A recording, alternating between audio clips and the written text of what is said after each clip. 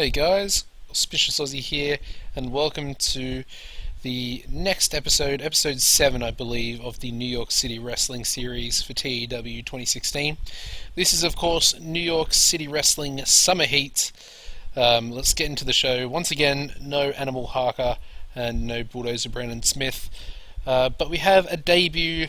I just hired a local star, and he's actually a pretty decent talent, and he was released from one of the big companies in America recently. In game terms, he was released in 2015 for being a bit of a party animal. But let's run the show anyway. We'll get into things. So we start off with Jeff Bourne defeating Freedom Eagle in 11:45 by pinfall with a Bourne again. Got a 40D minus. Of course, we sold out the Pennsylvania Park, which holds 2,000 people. So a good start to the show there. Jeff Bourne getting a nice 40 in-ring performance. We then have another Man Mountain Cahill Menace promo, this time cutting it on Marsh Stranger. That gets a 77B. Very good Menace promo. The match itself gets a 52D plus.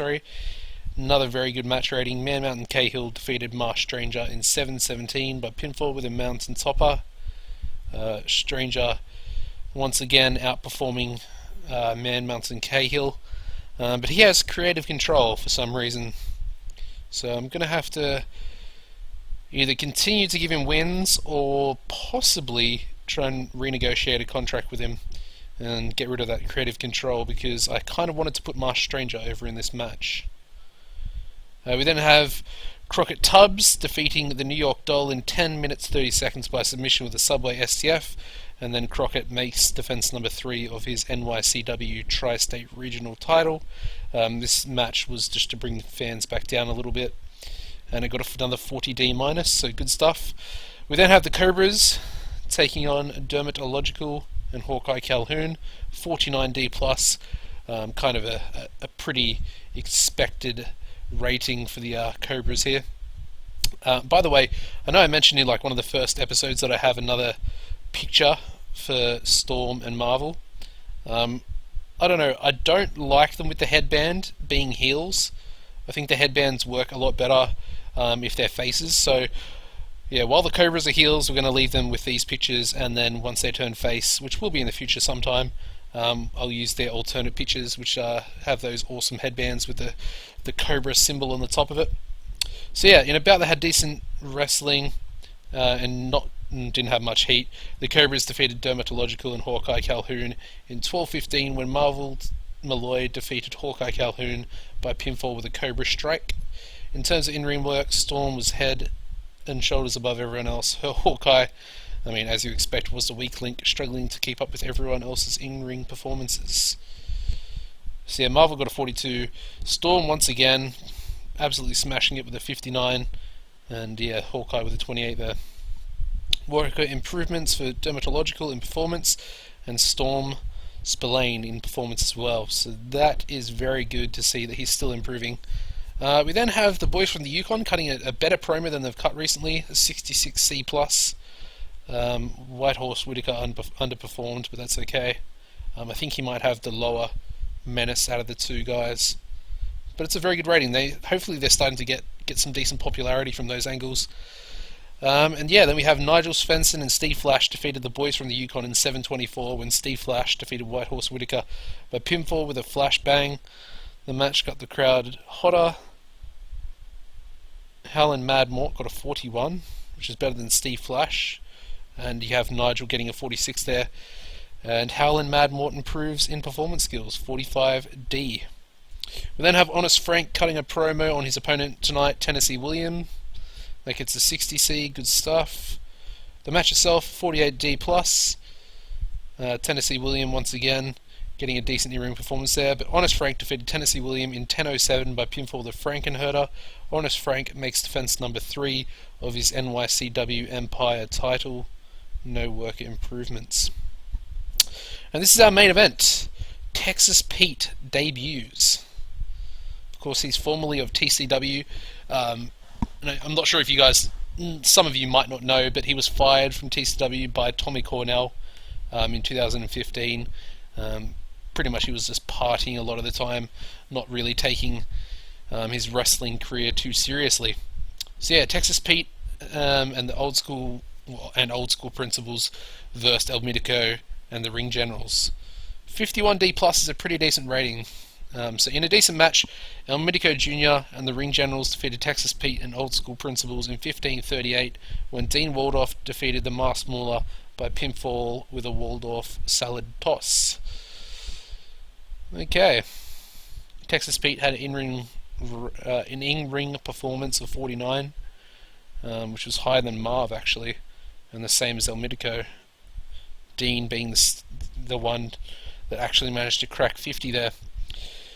And the only worker improvements are once again for the Masked Mauler. He improves in technical and performance. I just want to have a look at this dirt sheet. Low morale, low morale, low morale. Okay. Rick Sanders, low morale. Low morale for Masked Mauler as well. Interesting. And Texas Pete was penalised as his drinking affected his performance. Okay, we kind of expect that. That's okay. It's a pretty decent main event. I'm happy with a 51D plus. Nearly a C minus, not too far off. And the final angle of the show is Texas Pete just getting really frustrated that he lost the match in his return to wrestling, as he is a tri-state native, and he just basically just destroys them. Hits the ring after the match. The assault is quick and brutal, and he leaves all three of the winners laid out in a 71C plus rating. And we end the show with a 44D. That's pretty good. I'm happy. Apparently we used El Mitico too much because he's only like an opener at the moment. But hopefully that win will boost him up quite a bit. At least, I hope he skips a lower mid card, to be honest. But that's okay. So we increased popularity in one region. Who was the best on the show? It was Man Mountain Cahill and Marsh Stranger. Yeah. Yeah, it was. That's an angle, that's an angle. Okay. Well, we'll do Man Mountain Cahill, although he wasn't exactly the best performer in that match. We'll go Marsh Stranger. I want to do Nigel Svensson. Yeah, we'll do Nigel. He was pretty decent. So we'll just praise these guys. No one was really outstanding. I think Marsh Stranger was probably the best on the whole card, to be honest. Apart from Storm Spillane, but Storm's always good. But that match overall wasn't great.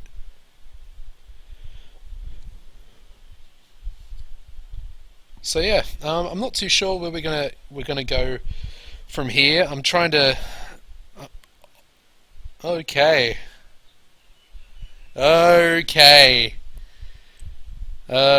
So that's why their morale was really bad. Texas Pete was clearly drunk during their match at Summer Heat. So he was drunk in the main event. Okay. And that's pretty much everyone in the match apart from Texas Pete. That is everyone in the match. Okay, that's a nice, cool little. Oh, they all have morale issues now as well. Fuck. Maybe that was a bad decision to bring him in.